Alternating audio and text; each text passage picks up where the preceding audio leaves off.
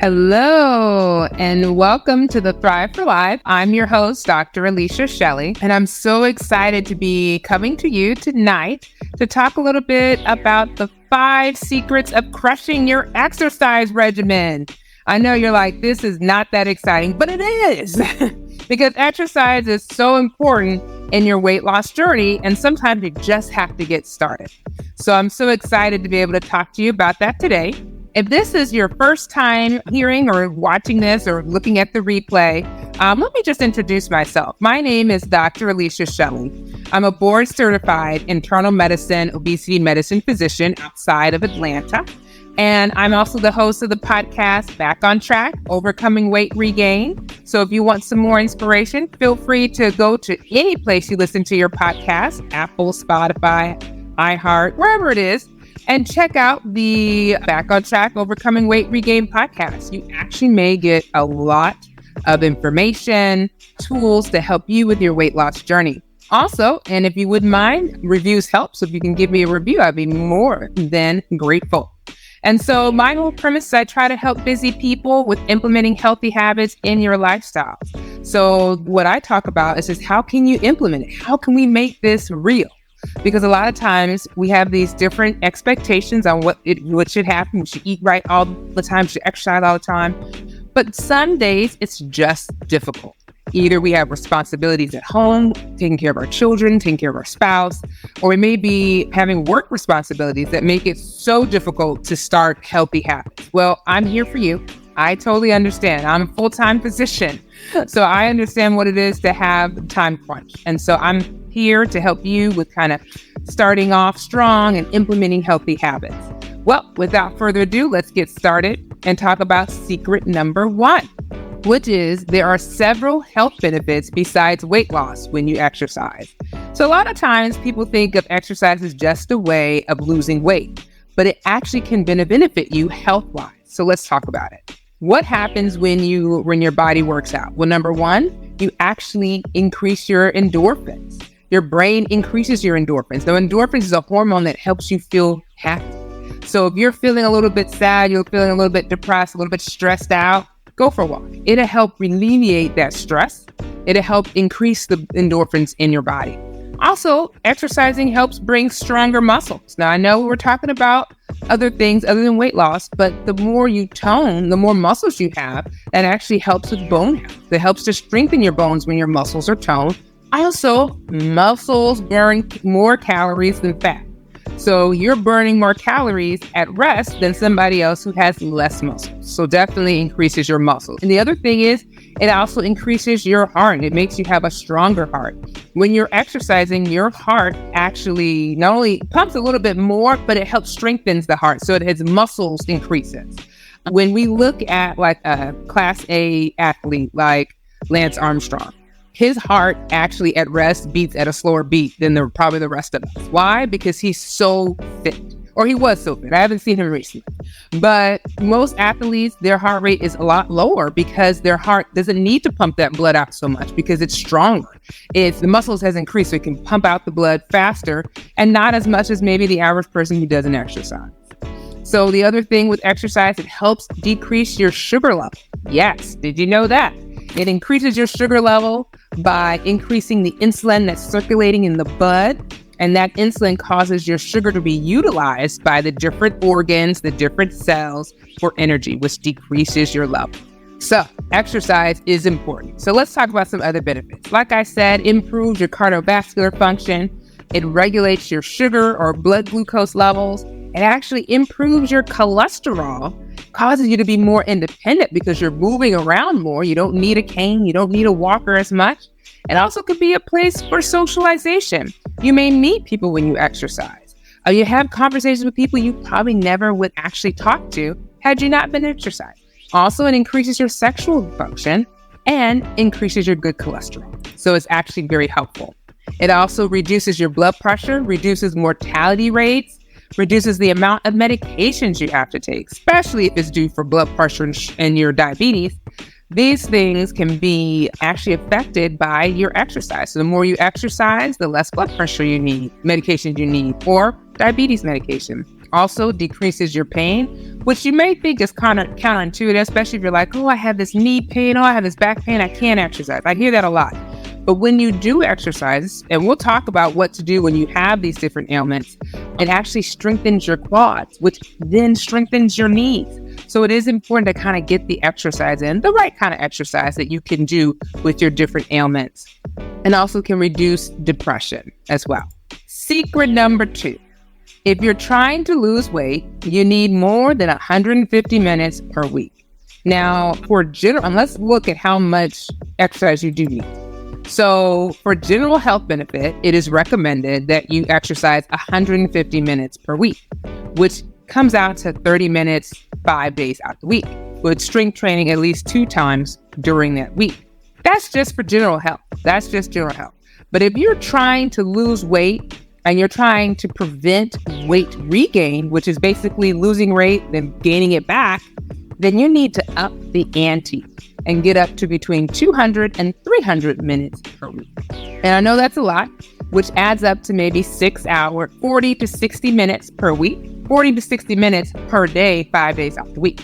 Now, you may be like, I don't have 5 days out the week. Well, that's okay. Here's what you can do. You can exercise more on the weekends, on the days you have off, and then maybe have one day during the week when you're, to get some exercise in. So there's ways that you can actually balance this out. You just have to think outside the box. Secret number 3. The best physical activities to lose weight are the ones that you stick to.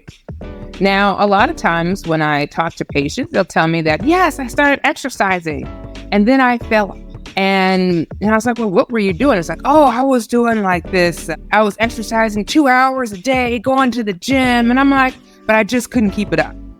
But imagine had they took their time and was just exercising 30 minutes to 60 minutes, 5 days out the week, they would be able to maintain their exercise. Why? Because they're able to stick to it. They can implement it better in their lifestyle. Trying to find physical activities that you can actually stick to is going to be important. Also, ones that you don't get bored. So my recommendation is finding something you enjoy doing, whether it's walking, whether it's water aerobics, swimming, doing gym work, doing group activities, getting on your Peloton or stationary bike, whatever it is that you like to do, do it. I have patients who will get on YouTube, have a little dance workout, and they'll just be dancing. And before you know it, they meet their 30 minutes or they met their 60 minutes and they feel good. I have one lady who lost 56 pounds just by doing chair exercise and watching what she ate. You can do this. You can do this. It's just finding what works for you. What can you stick to? If you're finding that, oh, I have to take the kids to baseball practice, or oh, I have to take the kids to football practice, guess what? While they're at practice, you can be walking the field and you can get another parent or another person to walk with you. You guys can have a whole conversation while walking. Finding ways, thinking outside the box, finding things that you like to do is going to be extremely important, because then you'll stick to it. You really will stick to it. Secret number 4. The ideal heart rate is 50 to 85% of your maximum heart rate. And the reason why this is important, because you want to know how well your exercise is. And so sometimes you can be walking, but it can be very slow and you're not even creating sweat, or you're not even your heart rate's not going up. So it's important to kind of know where your heart rate is and whether you're actually doing a good job. Now, it is recommended to do moderate aerobic activity.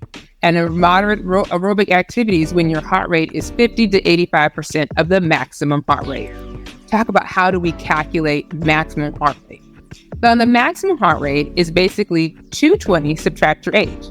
If your age is 50, then your maximum heart rate is 170. Now, 50% is 85 and 85% is 145. So when you're exercising, your heart rate should be between 85 and 145. And if you're in between there, then you're doing well. And you know, hey, I'm working, heart rate's going up, this is good. Now, last but not least, secret number 5. Just because you have a physical limitation does not mean you can't exercise. I have a lot of patients that come into my office and they're like, oh, I don't exercise because my knees hurt. Oh, I don't exercise because my back hurt. Now, these are actually real ailments that people suffer with. However, just because they're there doesn't mean you can't do something else. Doesn't mean you can't try resistance bands. You can't try maybe more chair exercises. Unless you're completely paralyzed, then yeah, maybe you can't exercise. But for the rest of us, we can exercise. And I want you to focus on exercises that are low impact exercises, like chair exercises, walking, resistance bands, swimming. These are things you can do at home or at the gym or at the pool, where you can still put less pressure on your knees or your back or whatever your physical ailment is, while still moving. So definitely check that out. And like I said, I had a patient, she was just doing chair exercises 1 hour out the day, and she lost 56 pounds. And she had knee problems. So you can do. Now, what to do if you have physical limitations? Focus on what you can do instead of what you can't do. A lot of people, when they have different ailments, they're like, well, I can't do this. I can't do that. Well, focus on what can you do. Find alternatives. Have a plan A, plan B, plan C. If you're having a flare of pain, then maybe you can't exercise today, and that's okay. But you can do it tomorrow when the pain gets better. So finding alternatives that you can do to exercise, and then also choosing low impact exercises that put less pressure on your physical ailments or physical limitations. Because I like you, I am going to give you some bonus tips for exercise today so you can take this home to the bank. So first tip, stretch before you start and when you finish. It surprises me so much when I talk to patients and they're like, I don't know why I'm so stiff, I'm so sore. And I'm like, well, did you stretch before you started? No. I'm like, ma'am, you need to stretch before you started, warm up your muscles, warm up your joints so you're ready to keep going. And then once you're done, stretch it out again. Well, since I am training for an Ironman, I tend to have the tightest hamstrings. And so I have to really, really stretch it out so that so it's not as tight, and then I can actually move and exercise more. So it's important to stretch. Next thing, have nutrients available. If you're exercising for more than 30 minutes, you need to have some nutrients available. When I run, when I do my half marathons, or even if I do less than that, distance, I have nutrients available. The reason being is because I've had times where I have cramped up during a race because I didn't have the proper salt tablets that would help me replete what I was losing. Because when you're exercising, you're losing all that sweat. You're losing extra sweat, extra water, extra sodium. So you need to be able to replete yourself, especially if you're exercising for more than 30 minutes. So having nutrients available to help with giving you some energy, keeping you going is important. Next, make sure you have water available. And you may think, well, of course I'd have water available. But there's many people who work out with no water. And like I said, if you're losing a lot of sweat, if you're sweating, then you need to have water available so that you can replete yourself. Next, make sure you have the right gear to exercise. Some of us, I remember I had these, I won't say the name of the shoes, but I had a particular brand of shoes, and it was causing me to have plantar fasciitis when I would exercise. And so I had to switch to a different pair of shoe, and it was perfect. So sometimes having that right gear, it may be trial and error what works for you, but just keeping an open mind and making sure you have your exercise pants, your shoes. The one tip I'll give you is that, let's say if you're trying to exercise, make sure you have your clothes and everything ready for you at the door so that you don't have to worry about it. You can just grab and go exercise, no excuses. I don't know about you. If I don't bring my clothes to work, if I have to go home to change, I'm not exercising. There's something about going home where I'm in my mind, I'm going home. So I got to have my exercise clothes with me so I could just go and exercise. Number 2, tips for exercise. Make sure you have fun while exercising. I had one patient tell me, well, exercise is not fun. But it can be if you find ways that make it fun, ways that make you want to actually exercise. Is one thing. You may say, hey, I feel happy when I exercise with my wife, or I may feel happy when I exercise with a good friend. We can talk. Then keep doing that, because sometimes you just need an accountability partner, or you just need something that's taking your mind off. During my Ironman training, I realized that I do not like to swim. I mean, swimming's okay. I just don't like to swim back and forth in the pool. I get bored. So I got some headsets, and it allowed me to be able to listen to music while I swam. And did you know I swam faster? Why? Because I'm not bored and looking at people and turning my neck to be like, oh, what are they doing? Because I was so bored. So find ways to make exercise fun. And then let's think about, how do you have fun while exercising? Number 1, work out with a good buddy. Number 2, use music. Number 3, try something different. You can use YouTube, dance, workouts. They have all these different apps with different exercise programs that you can try. So just try something different. You may be surprised how much fun you start to have. In conclusion, we talked about the 5 secrets on how to crush your exercise. I hope this helps, but I would be remiss if I did not mention, how do you plan to implement this in your lifestyle? And my suggestion for you is take one goal and start with that. Whatever that goal is, start with it, hit it strong, and keep going. And then once you complete that one goal, have a second goal and just keep going. A lot of times in our minds, we think, we have to do everything all at once. No, we don't. Start small and gradually build it. So a couple of tips. Number 1, choose one goal that you want to focus on. Schedule that goal in your daily schedule. And then think about what challenges you may face and then plan ways to overcome it. Simple as pie.